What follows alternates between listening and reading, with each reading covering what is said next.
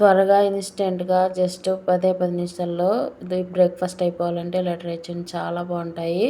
దానికోసం mixing bowl తీసుకొని దాంట్లో 1 కప్పు సేమియా, half cup Sujji, half cup బియ్యం పిండి వేసుకొని కొంచెం జీలకర్ర, సాల్ట్ తగినంత సాల్ట్ వేసేసుకొని వాటర్ యాడ్ చేసుకుంటూ మిక్స్ చేసుకోవాలా. సేమియా వచ్చేసి ఫ్రైడ్ అయిన తీసుకోవచ్చు, నార్మల్ వైట్ అయిన తీసుకోవచ్చు. వైట్ తీసుకుంటూ కొంచెం ఫ్రై చేసుకొని తీసుకోవచ్చు, లేకపోతే అలాగైనా వేసుకోవచ్చండి, ఏవైనా పర్వాలేదు. మిక్స్ చేసుకున్న వాటర్ చూడండి కొంచెం ఎక్కువే తీసుకొని మిక్స్ చేసి పక్కన పెట్టుకోవాలి 10 మినిట్స్. దాన్ని నేను చట్నీ చూపిస్తున్నాను. లోపు చట్నీకి వేరుశెనగపప్పు కొంచెం, ఈ పుట్నాల పప్పు ఉంటాయి కదండి, వేయించిన పప్పు, చట్నీ పప్పు అంటారు, అవి కొంచెం, కొన్ని 4-5 పులుకులు కొబ్బరి, తర్వాత చింతపండు, కొంచెం కొత్తిమీర, పచ్చిమిర్చి వేసి మిక్సీ పట్టేసుకొని తాలింపు పెట్టేసుకోవటమే.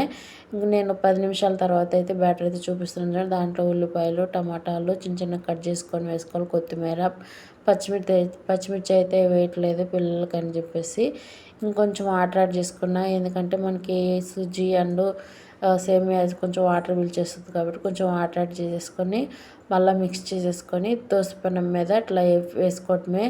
చాలా బాగా వస్తాయి దోశలు అయితే, క్రిస్పీగా వస్తాయి, టేస్ట్ కూడా మంచి టేస్ట్ వస్తుంది. పిల్లలు కూడా బాగా తింటారండి, 1కి 4-5 తింటారు పిల్లలు అయితే, పెద్దవాళ్ళు కూడా బాగా తింటారు. ఈ వీడియో ఎలా అనిపించిందో కామెంట్ చేయండి, లైక్ చేయండి. మరిన్ని వీడియోస్ కోసం మన ఛానల్ని అయితే సబ్స్క్రైబ్ చేసుకోండి. మీ మీ పోతూ ఒక లైక్ కూడా ఇవ్వండి చూసినాక వీడియో అయితే. Thank you for watching friends, thank you. ఇలాగే మరిన్ని వీడియోస్ సింపుల్ అండ్ ఈజీ రెసిపీస్తో మీ ముందుకు వస్తుంటాను. Thank you for watching. Bye bye.